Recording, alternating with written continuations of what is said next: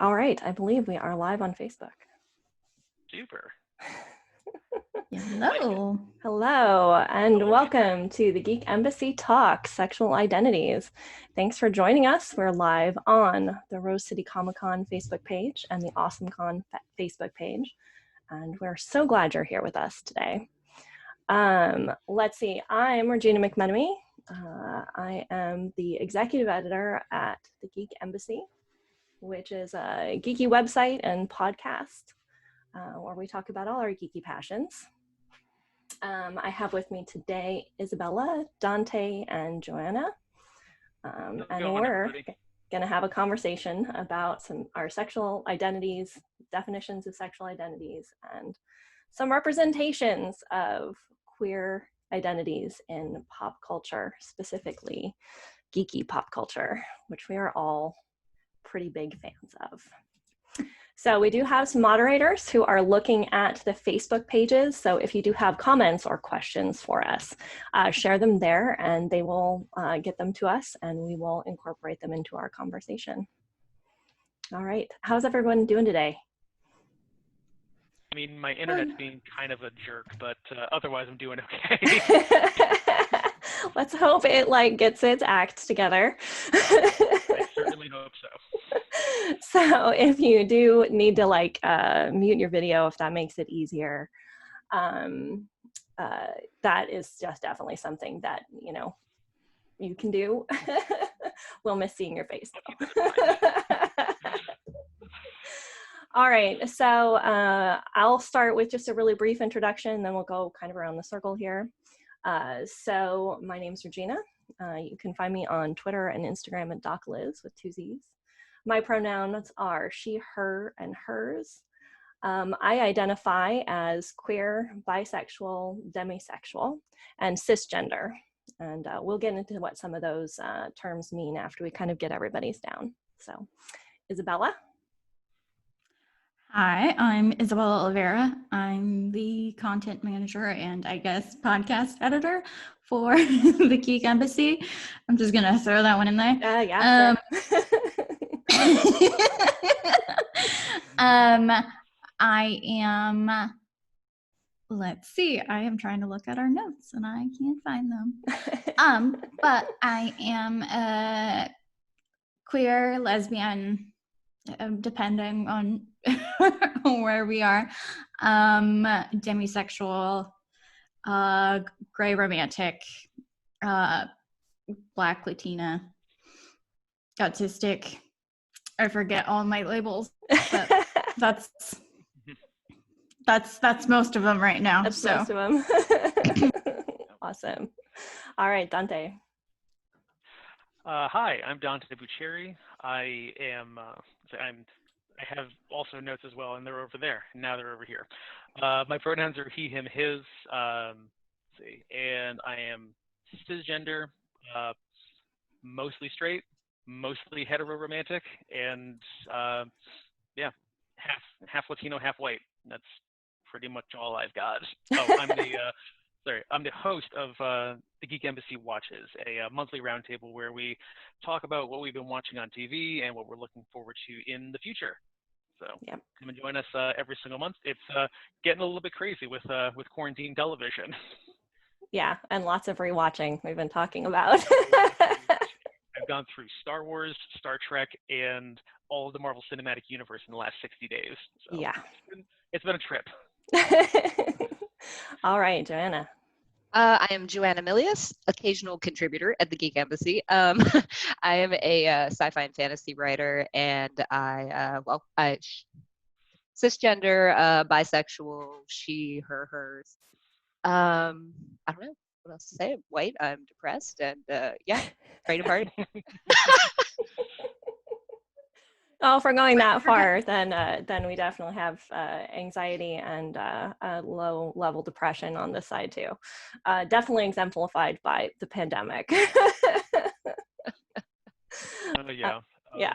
So I think I've developed anxiety as a result of the pandemic. Yes. I'm a raging extrovert, and being cooped up by myself in this tiny Yep. 500 square foot apartment is driving me insane. It's not for the faint of heart. I think it's putting lots of us to the test. Ain't that So, the truth? yes. All right. So that gives kind of some basic labels that we all have. So let's see, which one should we start with? What should we talk about first from the labels that we've thrown out there?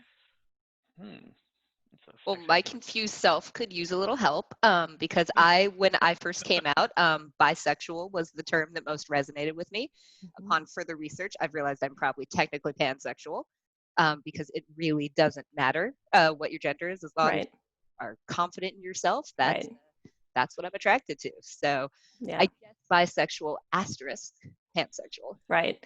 So if we want to start with those definitions, bisexual came out when we're still very much embedded in the gender spectrum, being male versus female, having two. And that's where kind of the term came from. It came from, okay, you're not just either, hetero or homosexual. You could be both. And that's where the term came from. You can be attracted to both genders. And then as, we've evolved and started to accept the idea that, well, maybe there are more than two genders, pansexual was part of what came out of that as well, where it starts to open up that spectrum to not just look at that binary of male, female. So that's definitely. I've also heard a lot of people explain bisexual as in it's people who present as a gender like yours and a gender that is also people who don't represent, who don't present as a gender like your own. So it's like, so if you present as female, then, you're attracted to females, but also anyone else, basically. I have a few friends who identify as bisexual under that definition. That's good to know. Thank you. Yeah. So as the mostly straight guy who feels very uncomfortable being here because I'm a mostly straight guy speaking on a sexual identity panel, where do mostly straight guy is a sexual identity? Yeah. Just throwing that out there. You're absolutely correct. But where do you all throw the line between bisexual versus pansexual? Now that we've come into the era where it's widely recognized that gender is a spectrum. It's no longer a binary 1 versus 0 kind of thing. Where do you come down on that term at this point? In both of your lives and in both of your identities. Well, I think kind of what Jay was saying too about I think I'm comfortable identifying as bisexual because that's the first term that I learned. That was the identity that I first kind of grew into. So part of my evolution and my understanding of my own sexual identity, I hung out with all the gay kids in high school, right? Theater nerd. Two guys that I dated were gay, gay, but we didn't know or didn't talk about it, at least in my era. We didn't talk about it at all back then, and didn't understand, or didn't kind of see that as a pattern or recognize any of it until later when I came to learn that there was this term and there was this identity where you could be attracted to both. And it was okay, so this makes sense now. Now I'm starting to understand kind of my queer identity. I don't follow that main line of that heteronormativity, that hetero, sexual normalization. And I don't fit there. And so that's why I fit more with these people. And so for me personally, it's just, I think it's, I hate to be that person who doesn't evolve, but it's just how I think of myself. And I don't have that attachment to pansexual. And it's not necessarily because I feel like I'm only attracted to male and female people necessarily. It probably is more of a pansexual identity for me, but bisexual still resonates more for me than pansexual does, just because of where I was and what it meant to me when I was learning about myself. So I guess that would be how I would. Glad I'm not alone in that. I learned something today. And that's part of why I still use lesbian as an identity, especially since I find queer is more like encompassing of my identity, since I have been attracted to like non-binary people in the past, but I do have that attachment to the word lesbian, and it is in certain circles easier to explain that to people, because then you don't have to explain the entirety of gender to someone who just asks offhand about something. Right. Or having to explain to people that queer isn't necessarily a slur anymore, because that is something that is coming around again, and and people who think queer shouldn't be used, and it's kind of a like going against like all that, that's why I keep using queer, especially to kind of go against that kind of discourse. Yeah, kind of like a reclaiming of the term. I'm sorry, I didn't mean to speak over you. Yeah, no, totally. It's Zoom. We're all going to be speaking over each other. I mean, we've done podcasts before. This is how it goes. Yeah. And I have definitely spoken over you, Dante, many times. I'm okay with it. Yeah, pretty much. I think that's one of the reasons, though, too, why I also like queer as, I mean, we talk about in, like my studies and getting, my PhD, we talk about queer theory. And I remember being in the classroom and one of my classmates describing queer theory as, instead of looking at everything like straight on, like hetero society tends to be like, you're just that straight line. It's like, it's turning it, like you turn it to its side and look at it from all angles. And so I think of the term queer being encompassing like that, where you aren't just looking down a straight and narrow, path. You're taking each object or each person as their whole and kind of turning and seeing them as a 3D image instead of a straight line. And so I think that that's one of the reasons why I will probably always identify, like in my list, I put queer first too, because like, don't fit in this line. Yeah, exactly. And it encompasses more than just my sexual identity. It also encompasses like my romantic orientation, all of that rolled into one umbrella, so to speak. So yep. Absolutely good. Yeah, wonderful little cornucopia. Hey Dante, can you really quickly like unplug your mic and plug it back in and see if you're having like maybe a connection? You're still coming in real low on your. Okay, I unplugged and replugged. How's those sound? It's a little better, but it's still coming in kind of low. That's all right. We can hear you. It's just a little dimmer than it has been in the past. Okay. All right. I'll try to eat the microphone next time. Okay. So use your ref voice, Dante. You don't want me to use my ref voice. Okay. For those uninitiated, Dante is a ref for roller derby. He was a Rose City roller derby, and now he's in Eugene, and I can't remember what they're called. I'm with the Emerald City Roller Girls and Lane County Concussion, and also Cherry City Roller Derby up in Salem, Oregon. There you go. Because I hate having free time is basically the motif here, and now I've got all of it. It's great. All right. So as we kind of move through this, I want to talk a little bit about, like, I already shared a little bit of my story about like where I recognized or started to learn more about my identity. So I want to talk to you guys about like where you first recognized your sexual identity. So Dante, when did you know you were straight? That's a great question. I mean, like, I've never really questioned it. I mean, like I've never really questioned it. I grew up in a fairly like milquetoast small town. Traditional Catholic values. Is like, oh, okay, cool. Like this still kind of fits. Like everything's just how all the adults in my life tell me it's supposed to be. And then you go to college and things just get turned upside down. And it's been kind of an ongoing. I don't feel comfortable using the word struggle, but for lack of a better term, like I'll just say it's a struggle to, I guess, label myself. Like the most comfortable thing I can come up with is like mostly straight, because I have definitely experienced a lot of you know, emotional and physical attraction to other male and male presenting folks.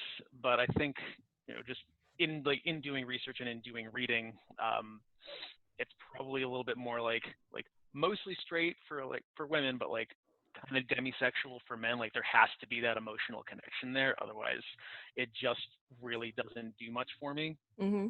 And there was a lot of just mental backlogging and reconciliation. Like I had a very intense and emotionally close friendship with a good friend in college. They were male presenting at the time. I'm not sure what their pronouns are now, so I'm just gonna say them at this point. But yeah, Jay and I were very close, and and there was a lot of feelings of romantic love there, and I've felt it like a couple more times as I go through my adult life, and struggled with thinking like, am I bisexual? And but that never really fit. So that's it's still an ongoing thing, and even when in the last 2 or 3 years, seriously really questioning like, how straight am I? What's going on? It's still an ongoing journey. Whereas it feels almost disingenuous. Like I feel very uncomfortable, like as a man, like as a person who's been basically saddled into the whole like I'm straight for most of my life, and then all of a sudden I'm 35 years old, 33 years old, and thinking to myself, just like, oh, like do I fit into this space where like not a lot of other people need to be in this space, like who are me? Yeah. Well, I think that's one of the things that's important to acknowledge too. We don't all know or recognize these aspects of our identity, at any specific time or any specific age. And there's no right time or no right place to come to recognize who you are or what you value or any of that. So, but within that too, I also want to, there's a few terms that you use that I want to make sure we address as well. We need to talk about a little bit about the differentiation between sexual attraction and romantic attraction, because they're not the same thing. They're sort of different categories. And I want to talk a little bit about demisexual, because I think at least 3 of us identified as demisexual as well. So Isabela, do you want to define demisexual? I don't do all the definitions. So there are slight variations on the term, but the one that I see most used is people who need an emotional connection before they're sexually attracted to someone. And that sexual attraction may differ depending on how they feel, depending on where they are on the asexual spectrum. You can be completely and then there's the difference between like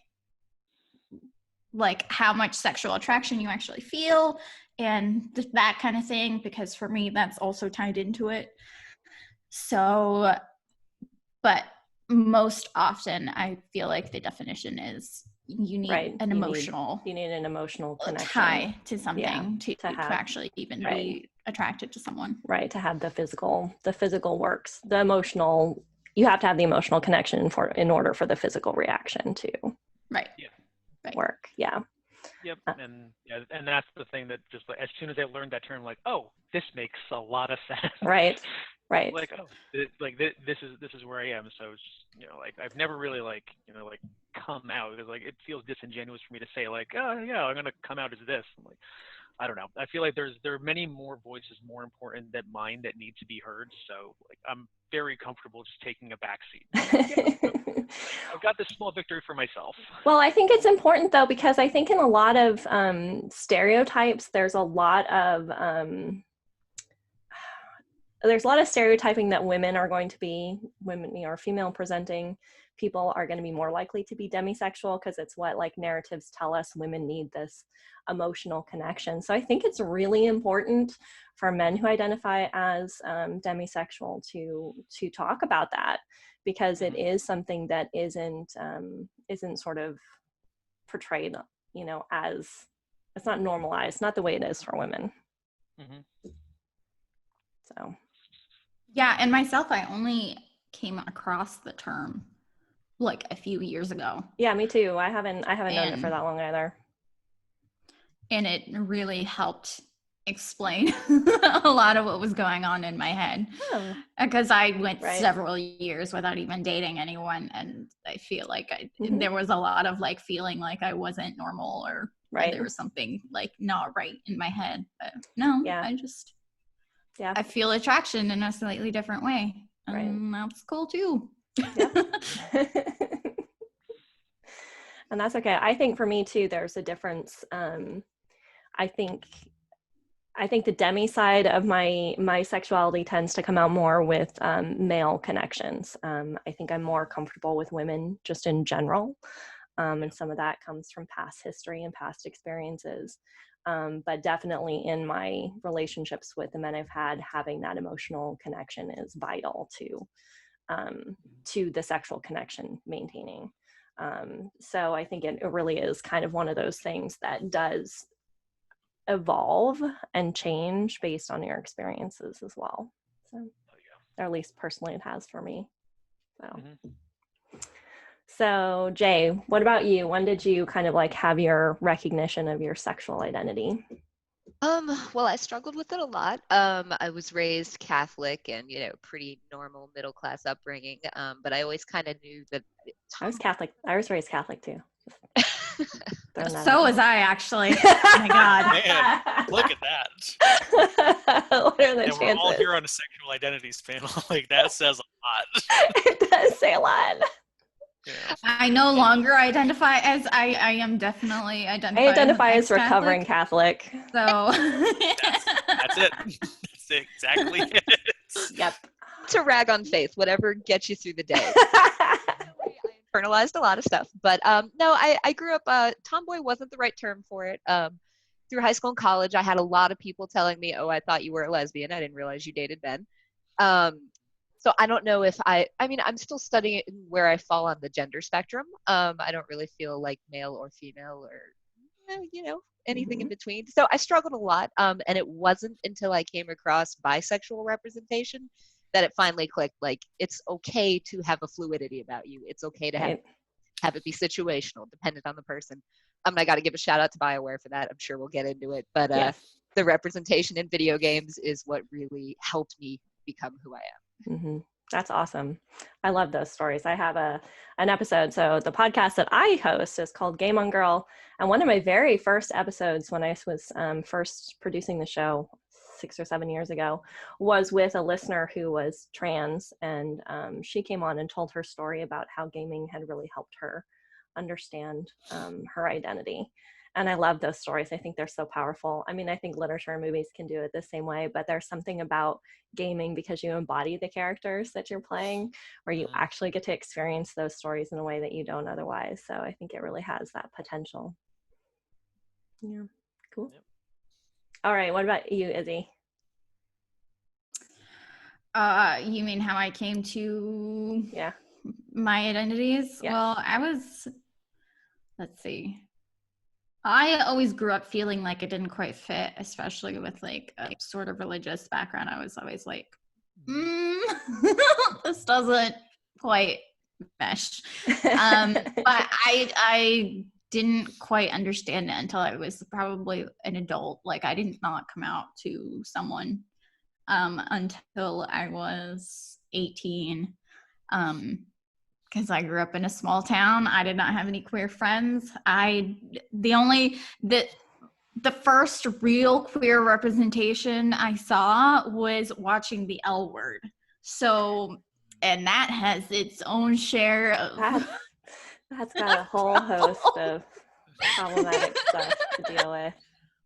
That was the first thing that actually, like, laid it out for me, because there was always like that real nebulous, like, what does this mean? And what is this? like, oh, they're just really close, like the Xena Gabrielle, like, gal pals kind of representation, and nothing ever really like explicit that actually explained to me. And growing up, especially growing up Latina, it's something that's still not really talked about that much. Because it was only after I came out that I heard like about my gay cousin somewhere, and I'm like, what is no one talking about gay cousins? And now I am one of the gay cousins. So right. Wasn't there oh God. Well, we're gonna get into representations later. But oh God, I'm gonna have to remember the name of the show.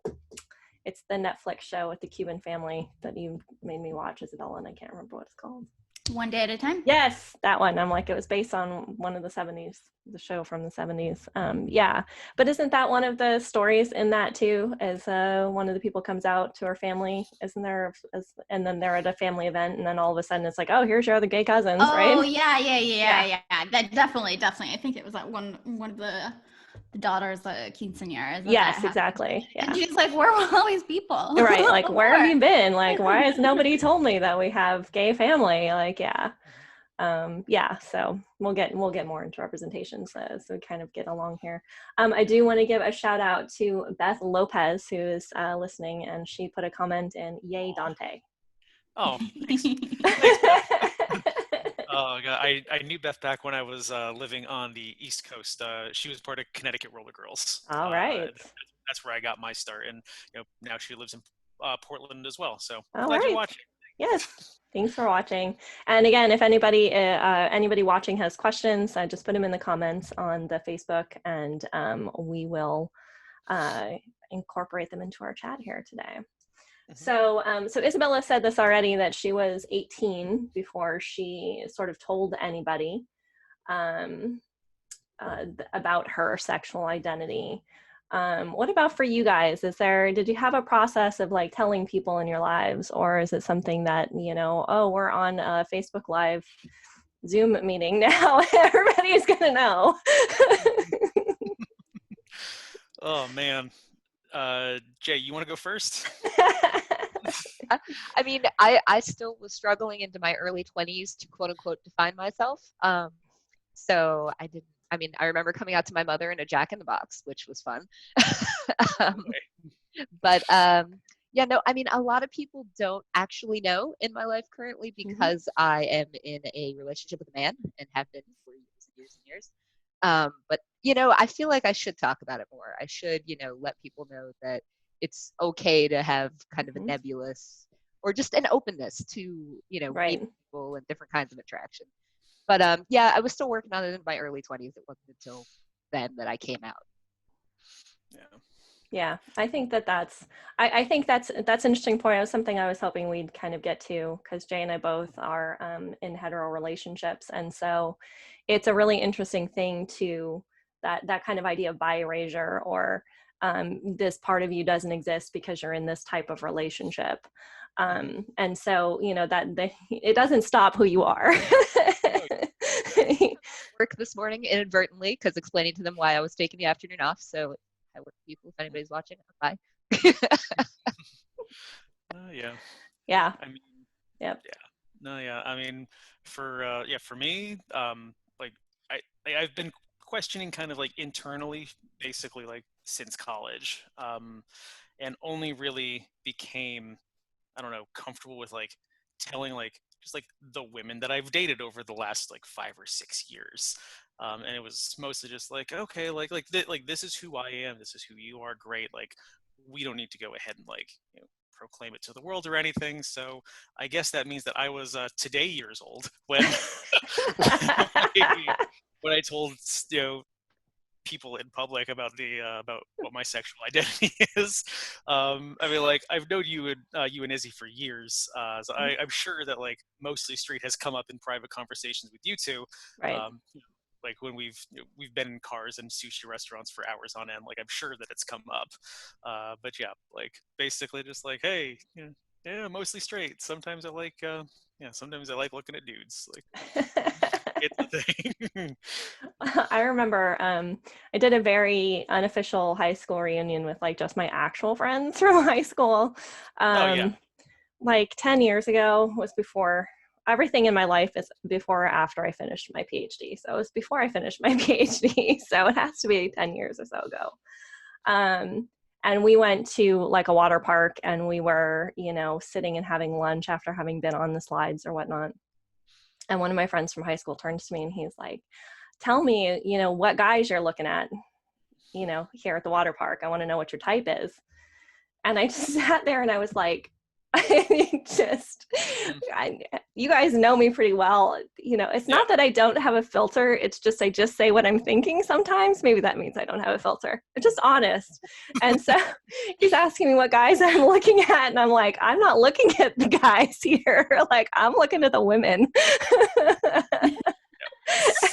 And that was probably one of the very first times in any kind of public setting I was just like, here you go. You want to know? I'm not looking at the guys. There's lots of women to look at here. And, you know. Yep. Yeah. Even to this day, it's coming out is a weird term because it's not a singular. Right. It's not a singular event. It's not like one thing that happens, right? Because you come out all the time talking about, I make a point nowadays to, if someone asks me something at work, I say, my girlfriend, and I say, I'm queer. And I bring in those things because because one of the first things my coworkers asked when I started my job was, are you married? And I wasn't dating anyone at the time. So it was kind of weird to be like, well, no, I'm not married, but I didn't know how to get into how do you explain that when but you also don't necessarily want people just assuming your straightness or your well, because that does tend to be what happens, is that you do, you know, you get you're straight until proven otherwise. Right. Yes, exactly. You know, I know, especially as like a brown person, that it's often even more. I often come across as straight because it's assumed. Right. Yeah. I mean, you know, I would say the same. For many reasons. Although I will note this. I love to tell this story. I don't know the story. What is you don't know that? You don't know. I don't think you know the story. I tell it in class a lot. One of the times I was teaching women's studies, one of my students told me, and you know, I hadn't presented to them at that time that I was bisexual. She told me that her dad was convinced I was a lesbian, and I'm like, I'm married to a man. And she's like, it doesn't matter to him. You're still a lesbian. And I was like, okay. Thanks for erasing like a huge portion of my identity and erasing my husband entirely. Gracious. Also, thank you for getting into my personal life. Right. And like, why are you having a conversation with your dad about my sexuality anyway? Yeah. Because this is probably not appropriate in some ways. It doesn't really sound like there was much of a discussion at all. Like, it just kind of sounds like he was like, nah, she gay. Yeah, exactly. Like, she teaches women's studies, so she has to be gay. And then I was like, I think at that point, because she told me that in class, and I think I told them at that point that I was bi and I identified as bisexual, but that I was, you know, in a hetero-presenting relationship. And then I launched into the whole thing about, you know, what it means to have an identity that is erased by other aspects of your identity and other aspects of your life. So, you know, it was a good teaching moment. But it was, of course, a story that always stuck with me, because how could it not? Like, here's just this general assumption this person made about me, based on my career and, you know, classes that I was teaching. So, yeah. All right, we have a couple more comments in here. Okay, we have lots of people saying hi to Dante. Oh, hi. Okay. Dante knows 10 billion people and Richard, as a resident extrovert. Dante knows lots of people. And Pearl wants to know where your mouth guard is. Matza Oh. can't wait to skate with you again. So you're getting... It's across the hall, and I'm not on skates, so she has no claim And here. we have a couple of comments here from Jay, who's a fan of another podcast that I was doing called Geeking with the Moms. He said that hamburger place or an actual giant pop-up toy with a crank would say, "Pop, Mom, I'm gay," would be an interesting way to come out. I did mean the restaurant. I came out in the restaurant Jack in the Box. Right. Awesome visual, and I wish it had come out. Somebody needs to put that in a movie. That needs to be in a movie somewhere. And then he said there is definitely a stereotype for women's studies, and there is definitely a stereotype. Oh, absolutely. Studies. But it was just funny that I'm like, at the time, my daughter was, I don't know, 2 or 3 years ago, and I'm like, I'm a married mom. Like, part of my identity is suburban mom. Like, yes, I also teach women's studies. These two things can actually go together. I'm a gay who actually never took women's studies, unfortunately. So yes, there we go. I was breaking stereotypes. Then, so. You still had my class, so you still technically had a women's studies-ish class. All my classes end up having gender in them in some way. True. Yeah. All right. We also have Jill Vidal, who says hello to Dante. Oh, hey, how's it going, Fox?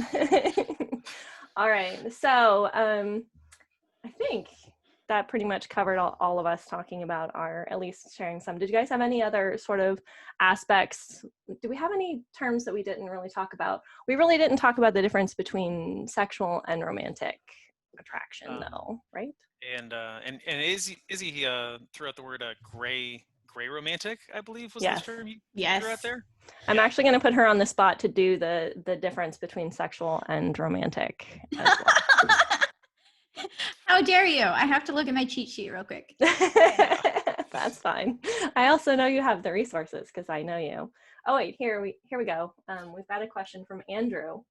How do you, as people like me who identify as bi, feel about the claim that bi identity is trans exclusionary? This is a very good question, Andrew. Thank you. Which is it's kind of one of the reasons why I've been trying to say pansexual more. I've had the same thing, which is why I'm still at that battle with my heart about having identified, with bi as, early as I did.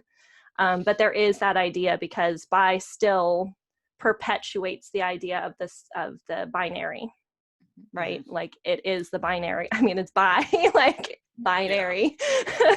Well, I'll also throw out that there are trans people who also do identify within the gender binary. Right. So, being attracted to women means women, and trans people, trans women are women. So that. I to say, trans women are also women. Trans women are women. Trans men are We're not going to say the name of she who will not be named. She who will not be named. But women are women. Trans women are women. So let's just put that out there. So I do think that is a consideration I have, and that is, like Jay said, thinking about the being open and being inclusive is so important, and is so important right now in where we are in our society and in the world. Like, we need to be more inclusive. And so, like I said, it's kind of this personal battle of like helping my heart understand it doesn't change who I am to think of it as pansexual versus bisexual, just because bisexual is the term that I, first learned and had that, recognition with.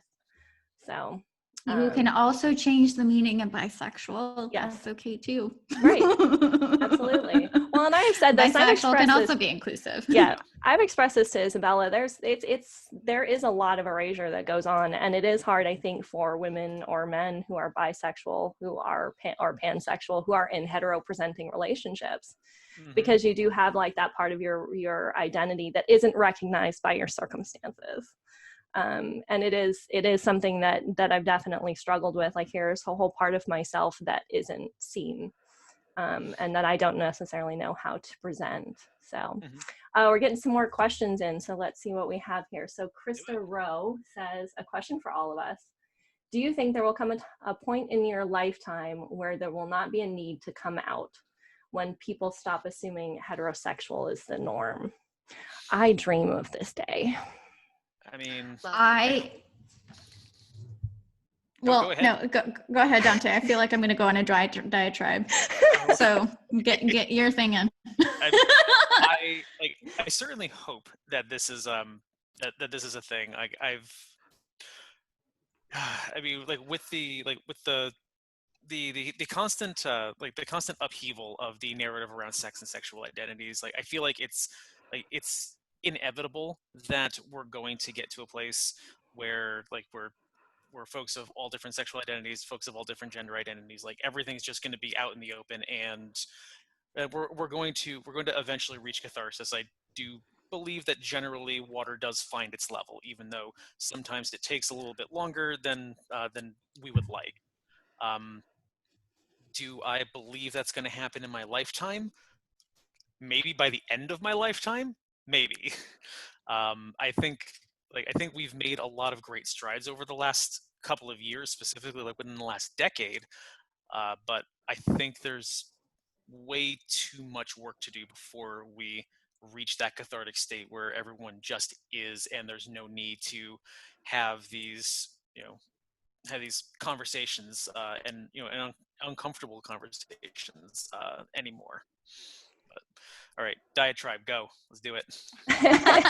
Well, I wanted to give Jay a chance too. I don't know if you had popped up too. So go ahead, Jay, please, if you have something to say. No, I was just agreeing with the younger generation today gives me a lot of hope that they're same the potential to move past that in the future. Yeah. I really want to diatribe. Yeah.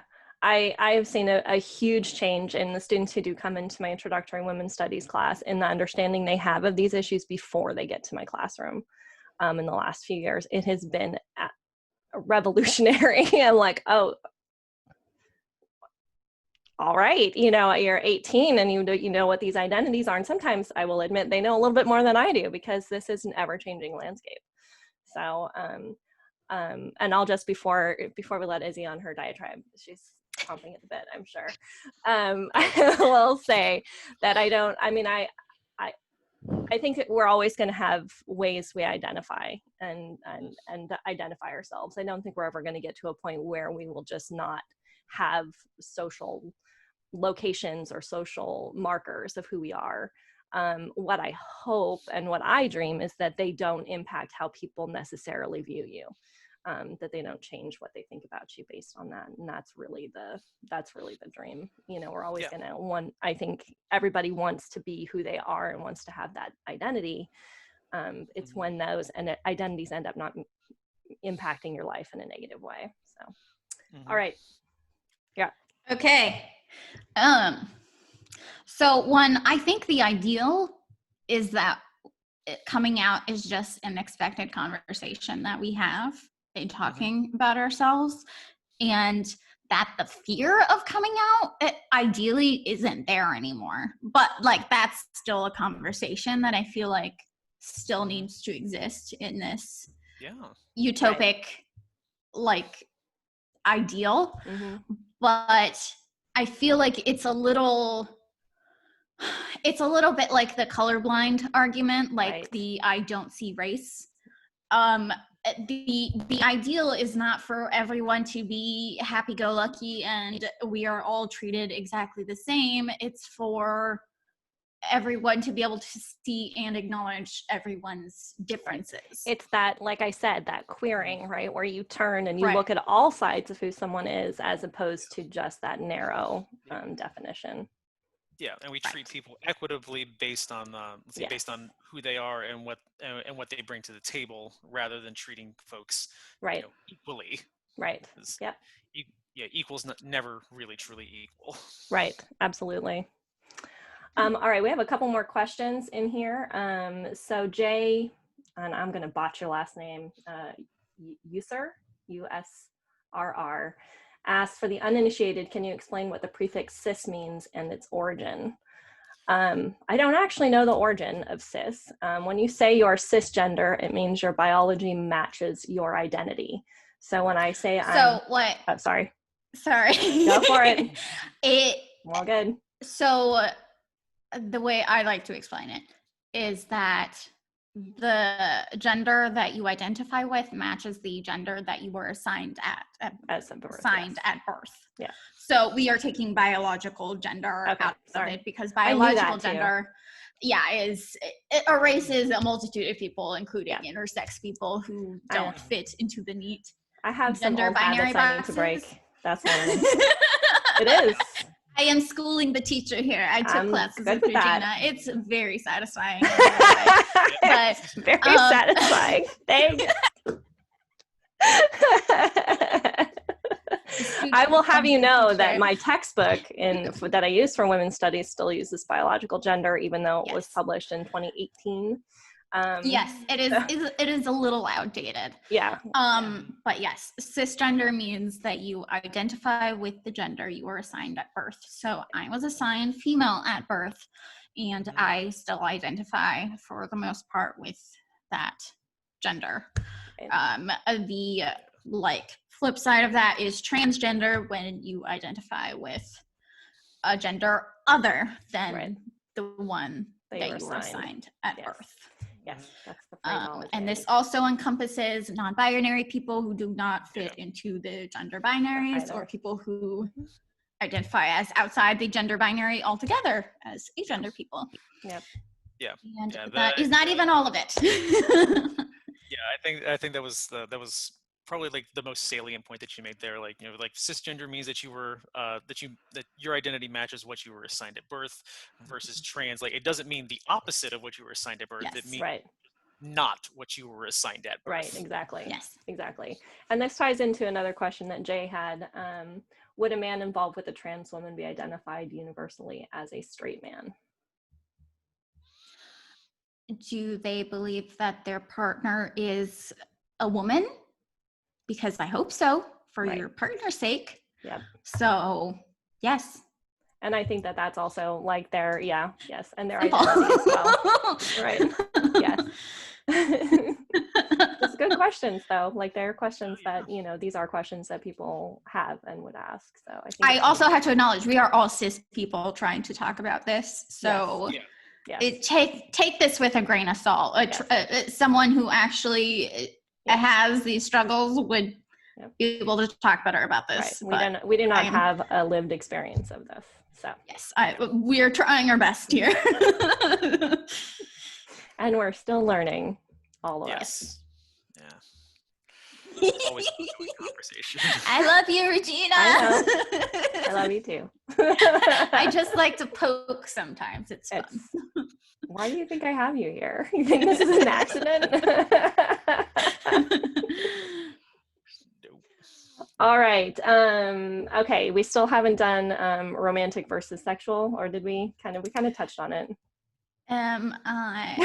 Ready with my notes. Okay. So, sexual attraction. Typically, who do you want to be sexually involved with? This may be the same or different than the people who you actually want to have romantic relationships with. And not all people want both. So kind of separating them from each other acknowledges that, because I am kind of in like the gray area of both, where not all people experience these desires and relationships in the same way. So and then there are relationships, like queer platonic relationships, where people will have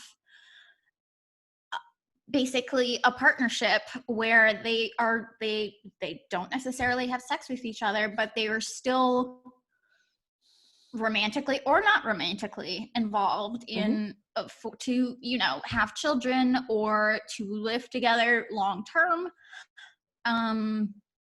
This has happened for a long time. Like Boston marriages were not just is that a phrase for it? Boston marriages?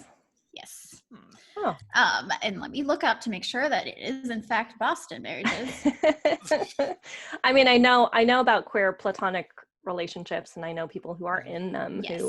who can Okay. present as technically as like hetero, but who are not, sexually involved with each other. So Yes, I mean, okay. it's a thing. So Boston marriages were where usually wealthy women in history have cohabitated together, and sometimes it was code for queer lesbian women who it was just like people not saying anything. Right. That was just like the code for it at the time, but also they were not necessarily involved and just cohabitated together long term because they maybe didn't want to get married to a man, and this was a more feasible way to live together. Right. Yep. I don't know. I feel like I went off the rails there. It's all right. We do have another question. We have a question from Mickey Weister. What is a pansexual? Jay, do you want to take that definition? I figure one of the pansexual folks should probably answer The way this one. I think of it is experiencing attraction to people regardless of gender, male, female, anything in between. That you're attracted to the person. Gender doesn't really have a lot to do with it. But incorrect on that? No, I think I agree. I totally agree. I think that's my understanding as well. And like I said, the evolution was, started out, or, the term bisexual, has the reading of the binary between male and female, where pansexual is that kind of that all encompassing. And as we had mentioned before, isn't exclusionary of trans identities as well. So good. Great. I think we have covered the vast majority of the terms that I wanted to make sure we kind of talked about today. So let's launch into what I know everybody's been dying to talk about, because it's what we talk about, which are our favorite representations of queer identities that we've seen kind of in comic books, TV shows, movies, books. I think that's all of them. Yes. Yeah. Video games. Media. Yes. So the media. I'm going to start us off because we talked yesterday about this part of the panel, and so I want to start with this one character because we all talked about this character. I mean, y'all know who's coming.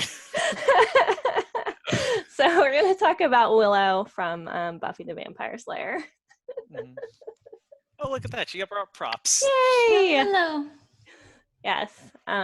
So as one of the, the first queer characters that I remember seeing, question mark. Explicitly, yes. Very openly, very clearly identified as lesbian with, same-sex kiss and, all of those things that happen. Yeah. And what's interesting for me with her is to see her initially try dating a man and then date a woman, because that resonated with me personally, trying to find my way. And then, everyone has their own orientation, and she determined that she was a lesbian. Right. Yeah. Yeah. She explicitly said it in the later seasons of the show. Yeah. What was that last part you said, Jay? Got cut off there. I was just thinking, okay, that's not me. I'm gonna keep looking. Right. Yes, exactly. That process. I also want to posit that Willow is demisexual. Yeah, I absolutely think so. Yeah, because she was like, she was kind of like dating at Xander in the earlier seasons, and then actually had a genuinely loving relationship with Oz that like devastated her when he up and left. Yeah. Which is like it's a damn shame that Seth Green left that show, because it got significantly worse after he left. But yeah, like I mean, yeah, like she is explicitly stated in later seasons that yes, I'm pretty gay, but right. But yeah, I mean, like she's absolutely, I mean, like this isn't to say that we're trying to erase what she's self-identifying as, but just like in rewatching the show as many times as we all have, like it seems like demisexual is probably a better term for her. Yeah, well, and she can be both those things. But I think I only had just kind of realized that she was demisexual as I was preparing for this panel and thinking about characters, because demisexuals have this, and I'm stealing this from Isabela. She said this in a panel. Demisexuals have this habit of falling in love with their friends. Oh, if we want to talk about, it's only looking back that I realized how a little bit in love I was with a lot of my female friends. Yeah. Mm-hmm. Yep, and they're done that. Yeah, yeah. But I think if you look at Willow's stories and how the two primary female relationships that she had started out very much as friendships that evolved into more. Mm-hmm. And so I think that that's just very telling of Demi experience, at least from my own. Yeah. So sounds good to me. Yeah. So, all right. We had another question here. Jay User. Sorry again if I botched your name. McMenomy, everybody botches my name. Based on how pansexuals have been portrayed in popular media, Deadpool, Solo, do you think the term has been compromised and should be eliminated? I don't agree with that. I mean, I know Deadpool's overplayed, and I also have a Deadpool back there, because he's kind of the most visible comic book presentation of pansexuals. But Deadpool has other issues that kind of make him off the rails. It's kind of not the pansexuality that's problematic about Deadpool. It's kind of Deadpool himself that can be problematic, if that makes any sense. Yeah. I would argue that a problematic representation doesn't erase the term. It just means it's problematic. Yeah, There's problematic portrayals everywhere. Right. Yeah, and shouldn't necessarily erase the portrayal. Yeah, I don't think erase the term. Sorry. I don't think that you should erase the term. Like, I think if anything, Deadpool highlights the need that there need to be more nuanced portrayals of pansexuality in media. Like, goodness, I hope. And it's not used as a sensational thing. Right. Yeah, exactly. That's not being used as a sensational thing. Yeah, I hope my girlfriend doesn't watch this because she absolutely loves Deadpool. It's her favorite comic book superhero, and I'm just like, I'm just a little over Deadpool. And I just it's a once a victory that he's bringing the term pansexual to a wider audience, because Deadpool has 1 billion fans. I haven't looked at the statistics of comic books in a long time, but you slap Deadpool on the cover of a comic book, it's going to sell out, and in record numbers. So in that case, it's kind of a success, in the same way that I don't know, Will and Grace was a success for and Ellen DeGeneres was a success for bringing representation. For bringing representation to where none existed before. So now that we've got that out of the way, hopefully we can get something more nuanced in the conversation. Well, and I think not even something, a lot of things more nuanced. Right. That's exactly where I was going to go. Is I think that we're kind of evolving into a time where we are more comfortable taking time telling stories, and where our media, we're consuming media in a different way, and so we have these streaming shows where all the episodes come out at once, where you can have an overarching story, as opposed to episodic TV that came out once a week, where originally they didn't know if people were going to watch every episode and get the mythology episodes of X-Files, for example. So we're coming to a time where we can delve deeper in at least visual media in those stories and create more nuanced characters, and creators are more aware now than they were even 2 or 3 years ago. And I would argue that the one, if Deadpool is the one pansexual character that we can point to that only makes the need for more diverse representation of pansexuals in general.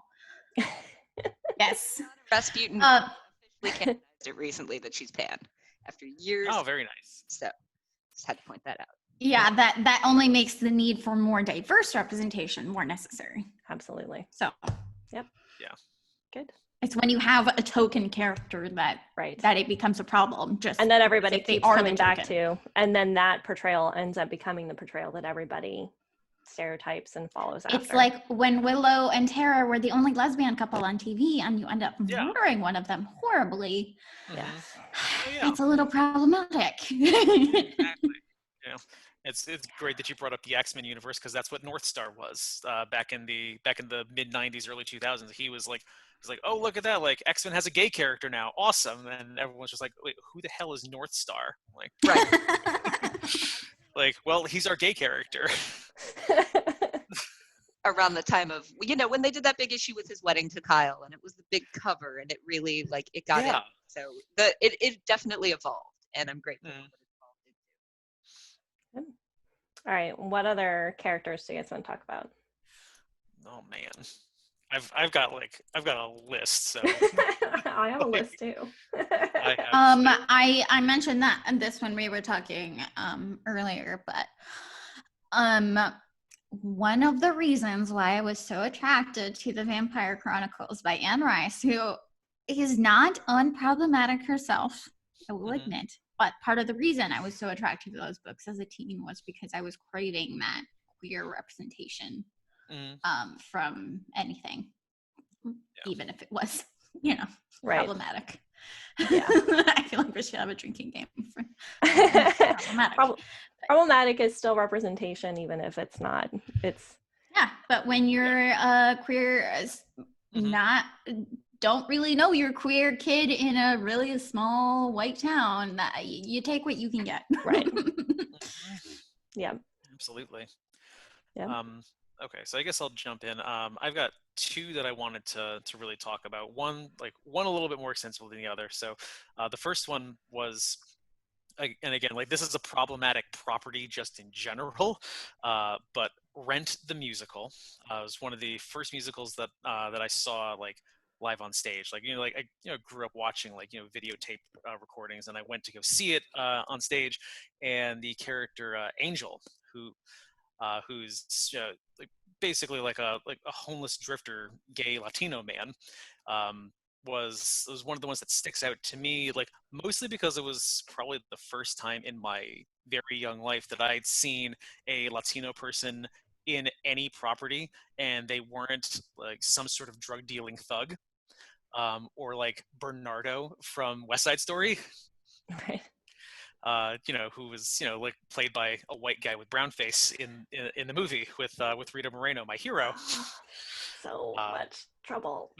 But yeah, so like I loved that in that musical he's like unapologetically gay, unapologetically just like 90s style fabulous, right? And it did a lot for me as like as remembering, like, this is one of the first gay characters in media that I really have a remembrance of, just like of seeing and consuming, like apart from Ellen DeGeneres, who came out when I was like 11, 12 years old on the show. But then the other one that I wanted to talk about was in my favorite comic, Runaways. I brought props too. The character's name is Carolina Dean, and this is what she looks like. She's literally a rainbow, right? So she's basically just like your Abercrombie model of perfection. Like tall, like waifishly thin, long blonde hair, blue eyes, and living this secret closeted life. That she's a lesbian, and she struggles with that throughout the first 50 issues of the comics. And she has a crush on one of the teammates, doesn't know how to go ahead and tell her. She finally comes out, and it goes disastrously. Like, by the way, this is a coming of age tale, in case you couldn't tell. And I thought that the metaphor for her was just so perfect, that she wears this basically an inhibitor bracelet that looks like one of those med alert things that you wear if you have like diabetes or something like that. And when she takes it off, she turns into her true self, which is, again, literally a rainbow.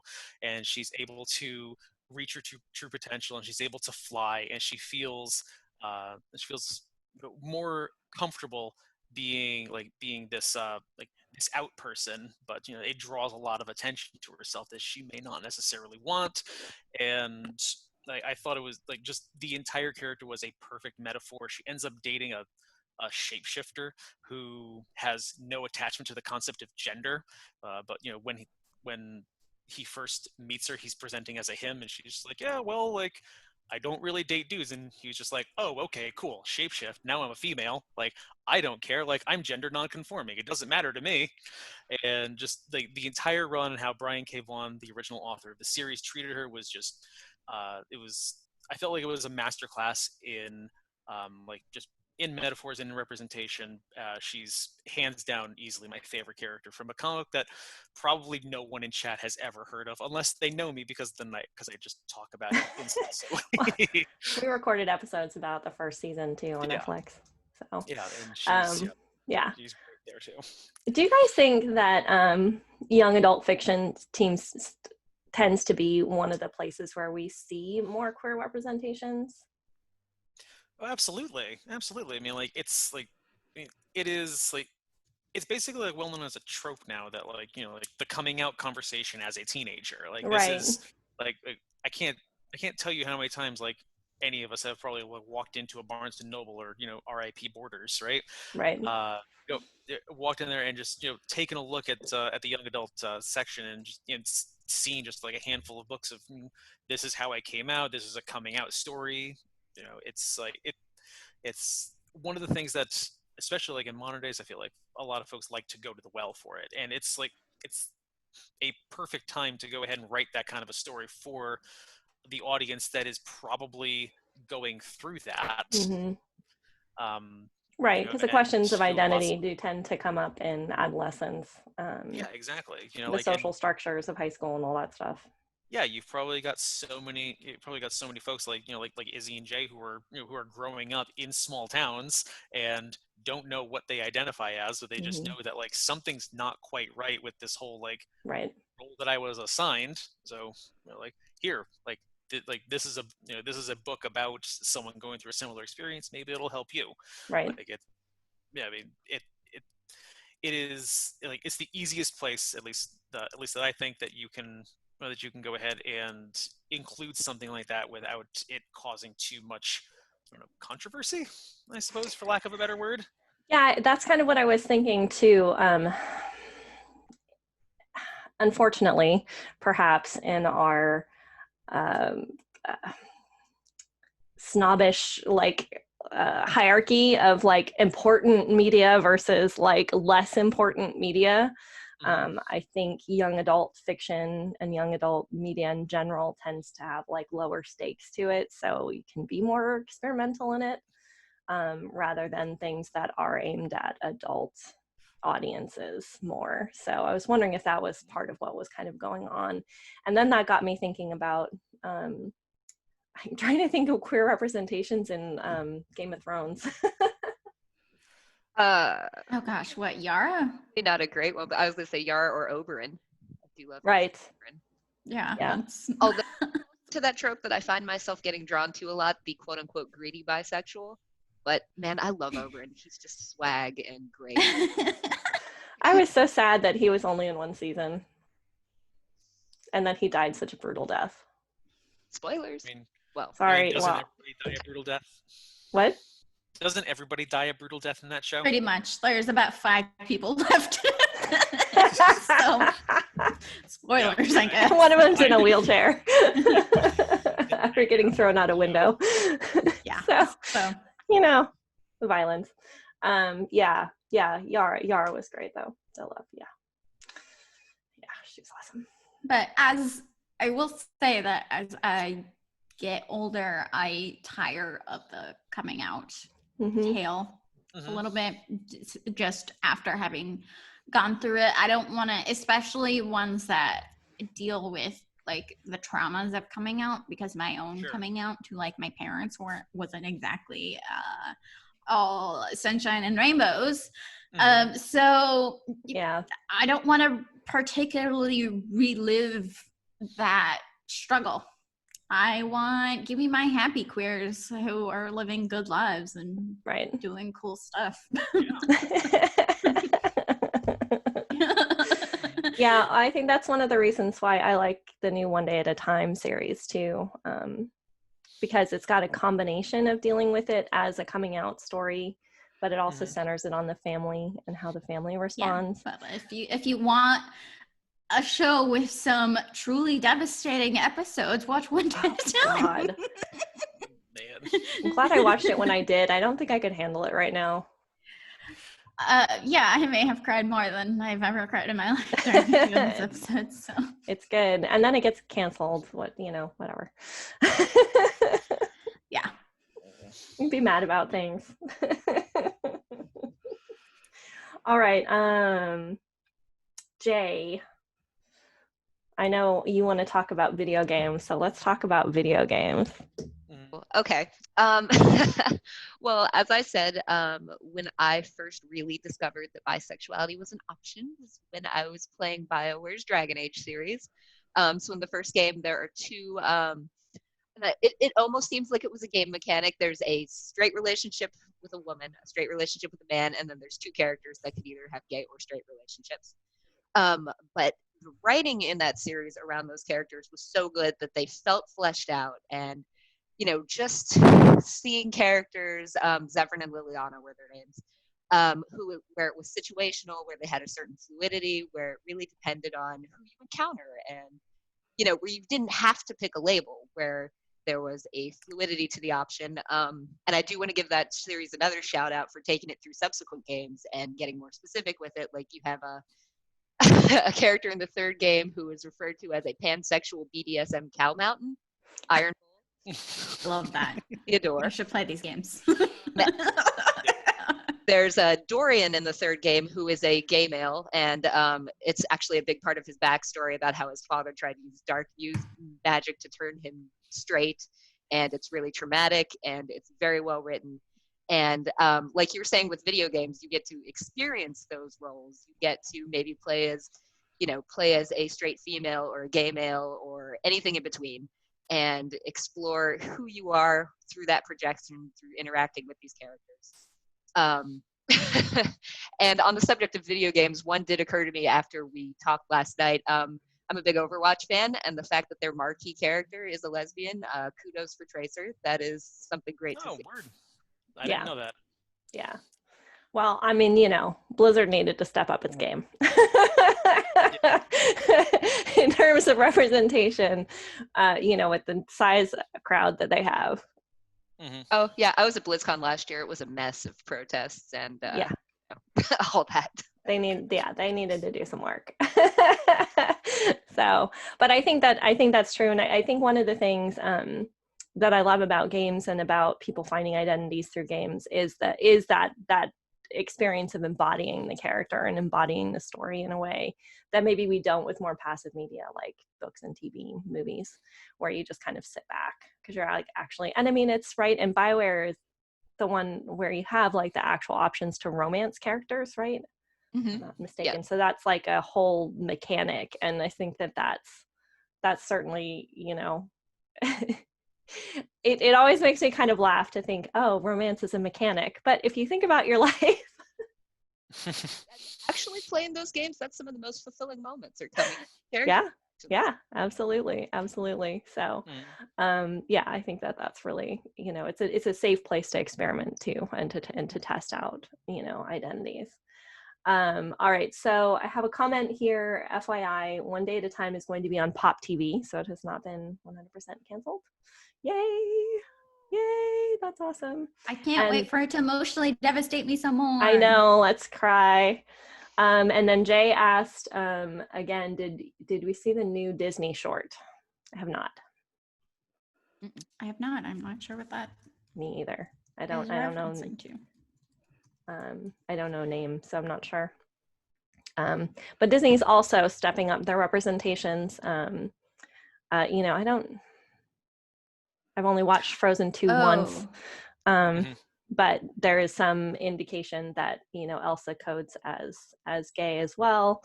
And in Frozen, the original Frozen, there was a gay family who own the spa. Oh, I didn't know that.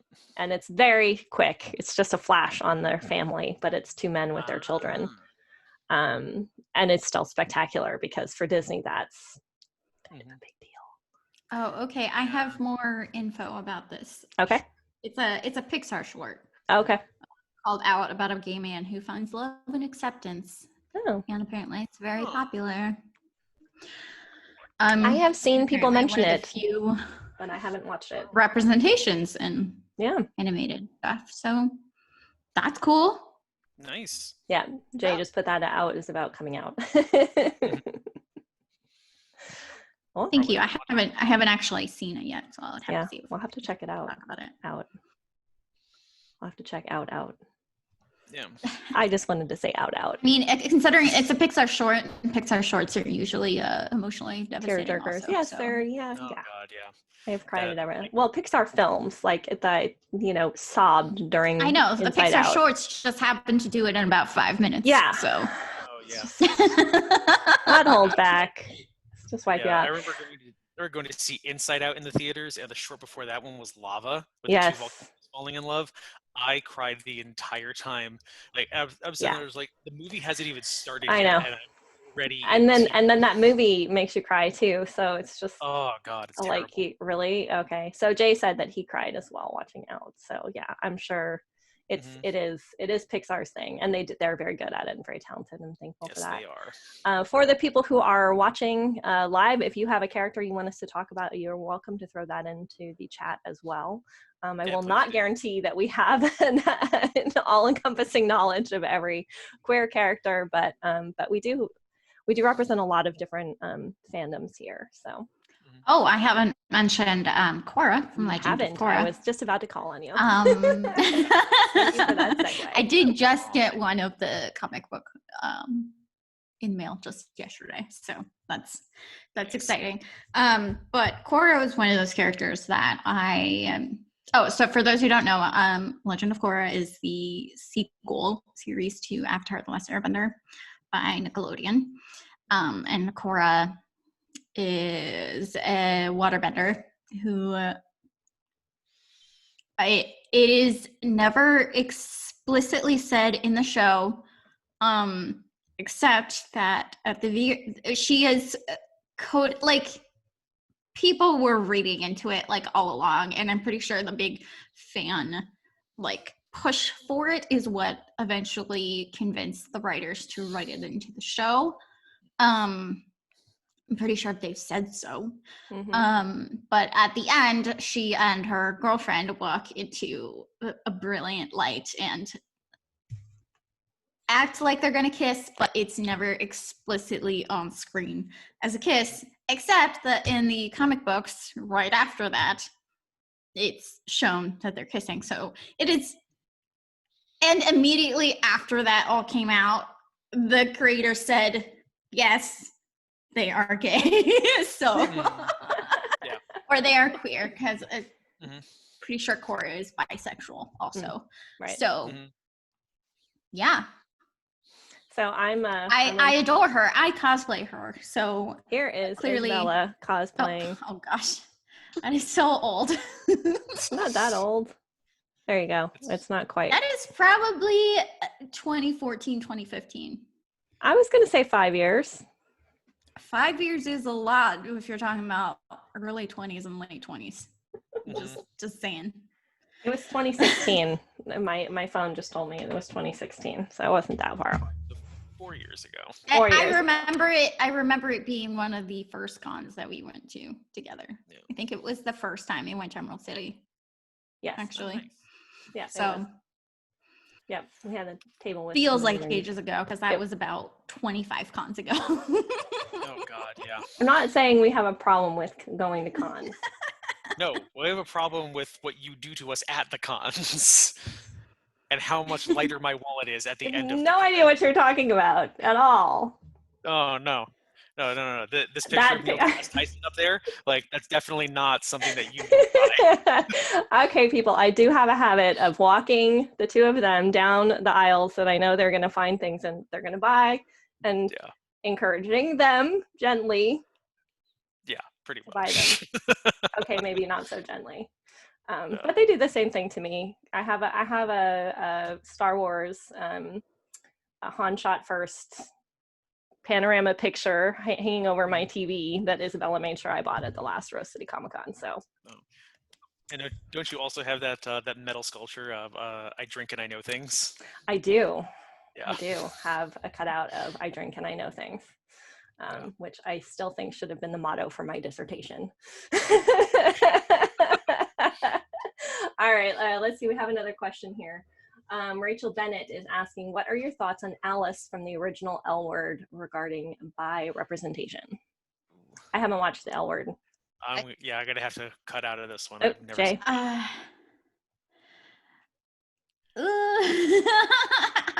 It's been a long time since I've watched the L Word. Probably, like, gosh, 10 more years. So, but I remember people were not very happy about their representation because they kind of, I think it is an example of bi erasure, if I am remembering right. Mm-hmm. I don't know. Do you know, Jay? I don't have a good memory about these things. Did you watch the show, Jay? I did not. No, I was just Okay. saying hi to Rachel because she's a good friend of mine. Oh, okay. Talking about Rachel, I'm sorry. I don't think any of us have enough. Yeah, from what I remember, the L Word was pretty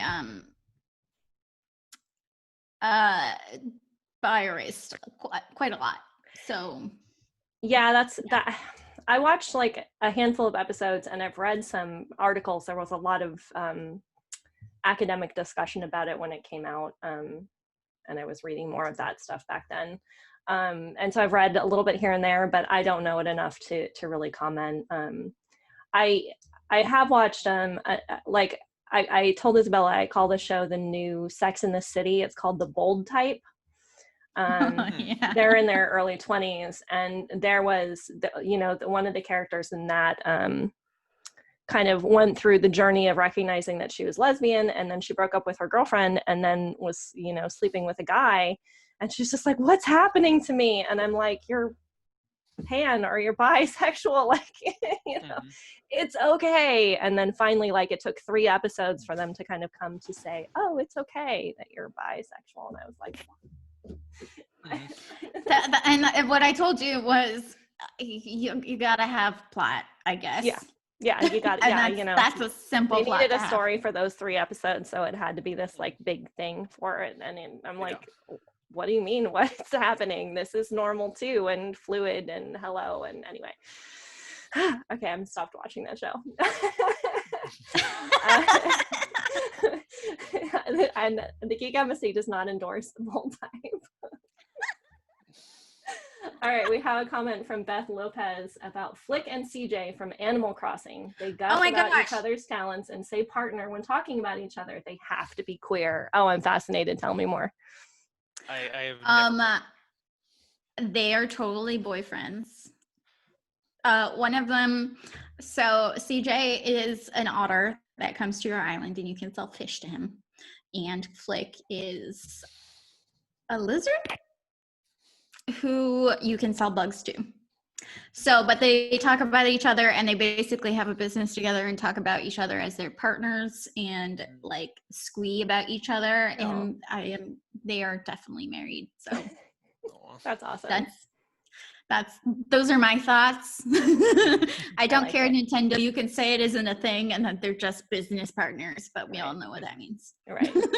Well, there is lots of coded language like friends and partners where, pals. Where people have, over, the years had those relationships and, represented them in ways that were Xena safe. and Gabrielle were just gal pals friends. who were just soulmates who died for each other several Yep. times and kissed on screen multiple times and ended up together at the end. Yep. Gal pals. Rachel Bennett made another comment. She did a quarantine rewatch of the L Word, and it is rough. It hasn't aged well, but it was so important to her as a young queer when it first came out. And I would agree with that. I think it was, especially to have the title and have it be like center storied. I think it was, you know, important. And, you know, I have said this, and I will continue to say this. It's really, we can't really judge. We have to judge where it was at the time. So it's not going to be the kind of representation we want now, because our understanding of representation is so much deeper and more nuanced now. And we're having conversations about this, like this panel where, you know, 10 years ago, I don't think 4 people would have been comfortable sitting talking about the evolution of their sexual identity in an online format, you know, like we are here. So yeah, so the L Word came out in 2004, so it is definitely a product of its time, because that was still very early, 2004, like 15 years ago. It was early days still for that kind of thing. That's practically the Wild West. Yeah. Well, I remember there's one episode of Sex and the City where Charlotte gets in with a bunch of like high-powered lesbians, and she becomes like friends with them, but she's not interested. She's not sexually attracted to them, but they all think she's like, you know, on her way to this discovery. Yeah. And then once she admits that she's not going to be sexual with any of them, they kick her out of the group. Oh, that's so sad. Yeah. But that was problematic, maybe. Yes. Definitely problematic. Turns out we are not all a clique. Right. Everyone. Right, exactly. So I think Beth said, I think Flick is a chameleon. So, yeah. Oh, that was... Makes sense. Chameleons do eat bugs. That's true. All right. Loves them a lot. I'm trying to see what we had left kind of on our notes. I do think we need to acknowledge that the Marvel Cinematic Universe needs help. Yeah, because the only character that they have, or I suppose 2 characters that they've got, Valkyrie kind of codes as gay, and Captain Marvel, especially like in Endgame with her haircut, like super codes as gay. Like, and just like, and even in her own movie with the close relationship that she had with Maria Rambeau, it was like, oh, that was so gay. Oh yeah, like, I walked out of the movie, and I texted the woman that I was dating at the time, and I was just like, pretty sure that they're gay, and she lived in a different city, and she's like, I'm pretty sure. I'm like, yeah, I think so. Yeah. But so like neither of us like felt really comfortable just being like, yeah, like definitely is, but like that just bespeaks to the problem that like the best part of the best kind of representation in the cinematic universe is this kind of like nebulous coded character. And we haven't had any on-screen kisses, we haven't had any on-screen relationships, like I have some hopes for Valkyrie, because Tessa Thompson has come out and said she's bi. I played her as bi, you know, for what that's worth. And I'm hoping that in Thor: Love and Thunder, with her maybe playing a more prominent role as the new Queen of Asgard, they will give her, you know, a relationship. And just do it. I want to see that, please. Yeah, I'm good. I would hope so. Yeah. I kind of hope the same thing for the Winter Soldier and the Falcon when that show comes out on Disney Plus, because like there was definitely a little bit of like, I think unspoken tension between Cap and Winter Soldier, especially like in the Winter Soldier and in Civil War and things like that. I've written that fiction. I'm sorry? I've written that fan fiction. Oh, fantastic. They're definitely boyfriends. But yeah, like I feel like so much. But yeah, I definitely feel like Falcon and Winter Soldier can they're on the way to developing that kind of a friendship or a kinship. Yeah. I hope so. But yeah, I'm here for it. That's just me reading too into it, but I'm definitely here for it. All right, we have another great comment from Adam. It says, for me, the first representation of a non-binary person, not just in media, but at all, was Quina from Final Fantasy. That's 9, right? I'm so bad at how many rules. Okay. Yes. Quina was always referred to with the pronoun s/he.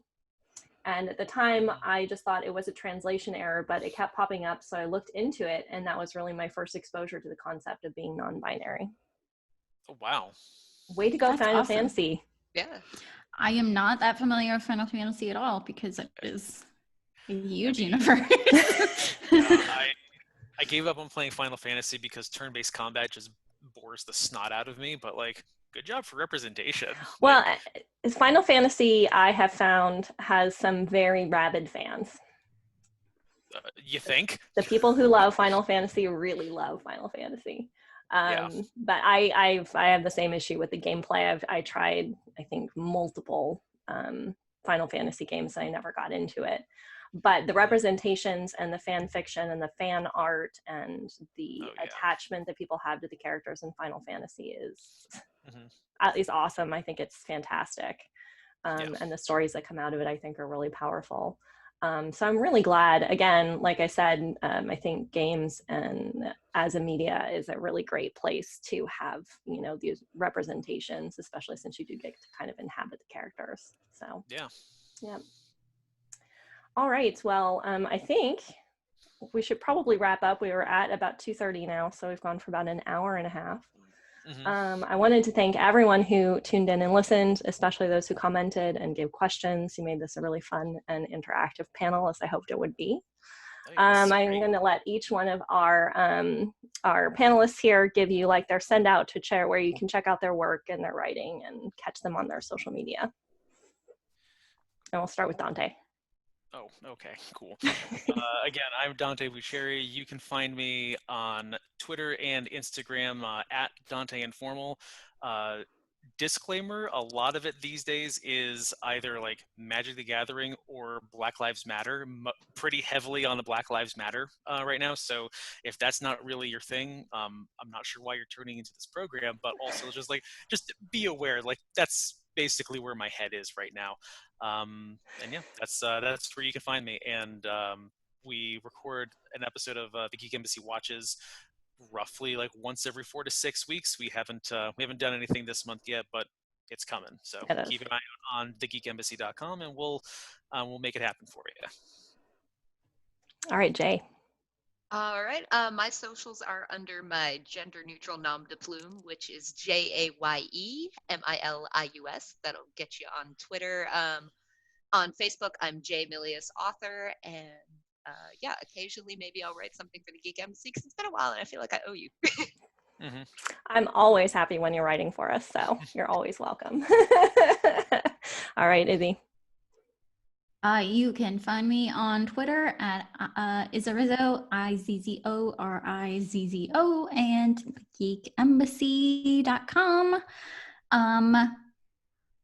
Disclaimer, it's pretty much all Black Lives Matter right now too, so I see a don't many of us don't come looking if you're not interested in that. So